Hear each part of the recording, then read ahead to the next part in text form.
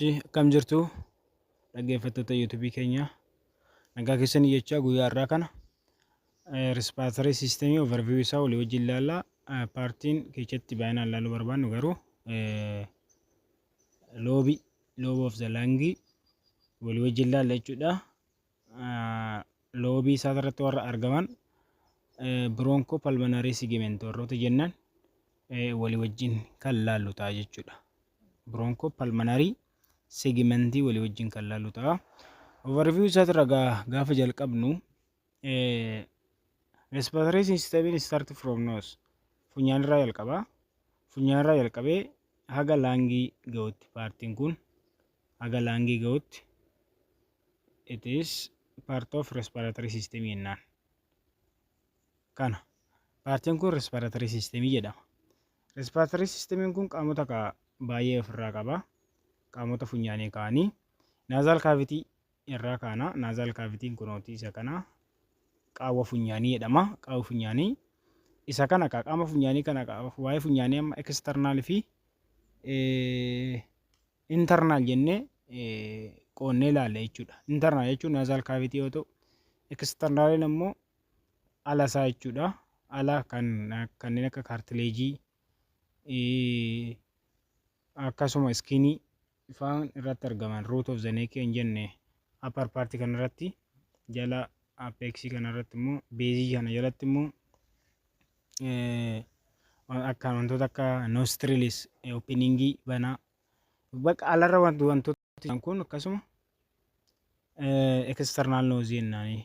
Paranasal sinus illee dabalate external nose jennaan. Internal nose warra jennuun nasal cavity keessatti warra argaman concave inferior nasal concave superior nasal concave fi middle nasal concave hin jenneen warroota akka elevation taatee jirtu kana jechuudha. Sadeen elevation taatee jirtu kana isaan keessattis immoo inferior part isaaniitti irratti miyaatasiin arganna jechuudha. Miyaatasiin jechuun space between the two concave lamaan gidduutti kan argamtu space jechuudha. Miyaatasiin illee akkasuma sadii jira. Miyaatasi superior gaditti kan argamtu superior fi middle gidduutti kan argamtu middle fi inferior gidduutti kan argamtuu fi akkasuma inferior jalatti kan argamtu illee ni jirti jechuudha. Miyaatasoota ni jiru. Waliigala isaa anatoomii isaa ilaalla. Arraaf overview goonet broncho pulmonary segment kan jedhaman sana walii wajjin ilaallet anatoomii isaa immoo walii wajjin respiratory system tokko jennee jalqabna jechuudha. Egaa paartiin kun akkasitti nasal cavity jennaani. Nasal cavity irraa qabee iddoo itti farniiksiidhaan wal argatan immoo naasopharynx jennaani. Achiin oraaliin dhufaa. Oral cavity oropharynx jennaani.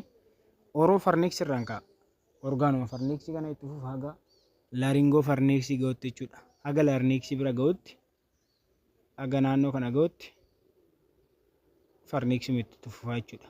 Laryngopharynx kaza larynxin ishee kana larynx gad immoo isheen cartilage qabdu kun trachea jedhamti.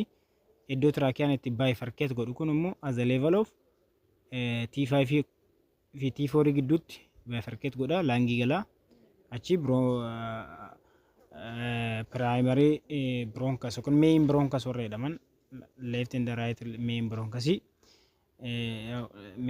hin jedhaman kun left and right main bronchus akkasuma main bronchus irraan immoo bronchiolis gargaraatti caccabaa deema jechuudha. Achi bronchiolis xiqqoonnaa bronchiolisiin egaa primary qaba, secondary qaba, tertiary qaba jechuudha. Erga isaatti addaan caccabee booda terminal bronchiolis dhaqa. Terminal bronchiolis irraa respiratory bronchiolis alveolar duct alveolar sac alveolar jedhee xumura jechuudha. Alveolar warra caafcaafii kanaa jechuudha. Kun overview dha. Kun laangidha. Oblique feature qaba qabdi. Feature takka qabda. Feature akkamitti laangii left laangii fi right laangii ta'uu isaa adda baasna kan jedhu. Left laangii irra kan jiru feature yookiin sararri jiru sarara tokko qofa oblique feature jennaan. Akkasuma cardiac notch qaba. Akkasuma lingula qaba. Lingula it is only part of the left laangii dha. Akkasuma immoo loobii lama qaba. superior fi inferior lobe qofa qaba jechuudha. Right langii gaafa dhannu fiicharii sadii qaba, lama qaba. Fiicharii lama qaba. Fiicharii lama qabdi jechuudha. Fiicharii lama qabdi. Kanaaf sarara lama qabdi. Akkasuma loobii sadii qabdi. Inferior fi inferior, superior fi middle qabdi jechuudha. Amma kan laallu waliigala isaa broncho pulmonary segment warreen nu ilaalla. Broncho pulmonary segment jechuun loobii irratti addaan qoodinsa loobii ta'ee warra artarii mataa isaanii, veenii mataa isaanii, akkasuma narvii mataa isaanii fi lymphatic vessel mataa isaanii qabanidha. Broncho pulmonary segment warreen nuun. Broncho pulmonary segment warreen nuun kuni egaa warra yeroo fakkeenya faayidaan isaanii yeroo rakkoon irratti kan uumamu ta'e infekshinii adda addaa yeroo laang irratti kan uumamu ta'e paartii infekshinii itti uumame sun fakkeenyaaf amma paartii kana irratti warra apical posterior superior lobe of left lung irratti argaman kana gubbaarratti infekshinii yoo ta'e spread akka hin taanetti gara biraatti akka hin facaanetti ishii qofa keessaa sarjariidhaan baasuun ni danda'ama. Akkasuma sirinjiidhaan fluidii adda addaa irra keessatti kuufamee jiru keessaa saabuun keessaa baasuun ni danda'ama jechuudha. Clinical significance isaallee kana fakkaata jechuudha. Amma walumaa gala isaa gaafa division isaa laallu kun addaan qoodinsa fiijariidha. Kuni fiijariin kun left lung iddoo lamatti qooda, loobii lamatti qooda. Superior lobii fi loobii gara olii, inferior lobii, loobii gara gadii jennaan. Superior lobiin kun egaa broncho pulmonary segment kana shan qaba. Kun apical posterior lobii jennaan yookiin immoo apical broncho pulmonary segment jennaan. Apical kan jennuun apex irratti waan argamtuuf. Apex irratti waan argamtuuf. Inni lamaffaan posterior kan jennuun jira. Anterior jira. Anterior kan jennuun anterior gara anterior gara mediastinum aanee kan argamu anterior jira jechuudha. Anterior gara mediastinum paartitti aanee kan jiru anterior jennaanii jechuudha. Egaa gara duuban kan jirtu immoo posterior jennaan jechuudha. Duubarraan kan jirtu posterior jennaanii duuba kanaan jirti. Already apicalidhaan walitti dhiyaatti. Deebi'ee lingular superior lingular kan jennuun jira. Superior lingular irra dhaabbannee superior fi inferior lingular jennee addaan qoonna jechuudha. Lingulan ishee kana kan lingulan aantee argamtu immoo inferior lingular jennaani. Lingular irraa kan fagaattee argamtu immoo superior lingular jennaan guddicha kana jechuudha. Superior lingular. Broncho pulmonary segment of superior lobe of left lung jechuudha. Shan. Inferior party immoo gaafa laallu inferior gaafa qoonnu shanitti qoodama. Innis sometimes afur ta'uu danda'a jechuudha. Yeroo itti afur ta'uu jira. Shan jechuudha. Superior part dha kuni. Superior inferior lobe of broncho pulmonary segment of inferior lobe jennaani. Kun superior jennaani. Isa kanaan immoo lateral basal jennaan. Lateral base irraa qabee lateral basal jennaani. Kana posterior basal jennaani. Isa kana immoo anterior basal jennaani. Akkasitti addaan qoonna.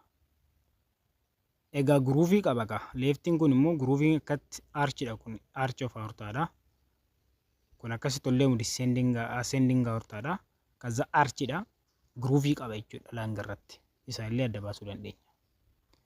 Medial basaliin kun immoo exceptionidha. Sometimes jiraachuu dhabuu danda'a, jiraachuu argamuu danda'a jechuudha.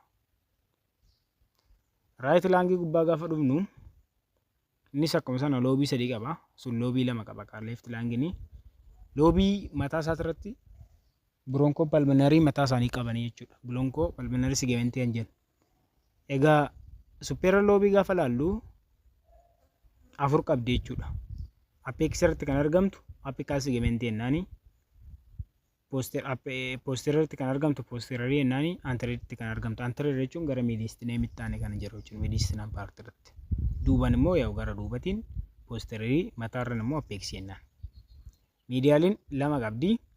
Medial fi lateral. Medial jechuun kan gara mediastinemi aantu, lateral jechuun mediastinemi irra kan gara posterior itti dhiyaatu jechuudha. Akkasuma immoo middle lobe lama qabdi jechuudha. Lateral fi medial qabdi. Lateral inni medial. Inferior lobe gaafa laallu immoo meeqa qabdi? 5 qabdi. 5 qabdi. Yeroo tokko hin baada mediaan kun 4 ta'uu danda'a. Superior diimaa kana, anterior basali, lateral basali, posterior basali. Medialin yeroo tokko argamuu danda'a, yeroo tokko baduu danda'a. Kanatti addaan baasna. Groovii irratti argaman kan akka superior vena cava groove godhanii ni darbu. Azygous vein fan groove godhanii ni darbu jechuudha. Akkasitti adda baasuu qabna. Left right lung fi left lung gidduu garaagarummaa jiru jechuudha. Groovii kun cardiac notch hin qabu. Cardiac notch hin qabu, leengullaa hin qabu. Asa normaalidha jechuudha. Waliigala isaa akkamitti dhiigni onnee irraa gara sombaa seenee sombarraa gara onnee deebi'a kan jedhu. Dhiigni akkuma dhufeen kun inferior vena cava fi inferior vena cava fi superior vena cava irraa qaama jiru hundarraa dhufee akkasuma keessatti immoo coronary sinusidhaan onnee irraa onnuma mataa isaatirraa deebi'ee kan gara right atriumii galee right atriumii irraa right ventricle galee right ventricle irraan trunk pulmonary trunk gaza divide godhee pulmonary artery right and left pulmonary artery dhaan laangii dhaqee exchange of gazi alveolar rate fi capillary fi blood vessel change godhee deebi'ee maadhaan deebi'a artery lamaan naqeet veenii afuriin deebi'a jechuudha. Pulmonary veenii afuriin deebi'a jechuudha. Veenii afuriin asiin garanaan lamaan right and left lung irraa lamaan gara left atriumiitti deebi'a. Left atriumii irraan gara left ventricle gara. Left ventricle irraan gara aortaa dhaqaa. Aortaa irraan gara qaamatti distribute ta'a jechuudha. Qaama hundarratti distribute ta'a. Kanaaf akkasitti qabachuu qabnaa jechuudha. Kun egaa akkuma dubbanne qaamota naannoo heertii fi laangeetti argamanidha. Sirriitti dubbisaadha. Anatomiis sirriitti hojjennaa. Waan dhaggeeffataniif guddaa galatoomaa. Thank you.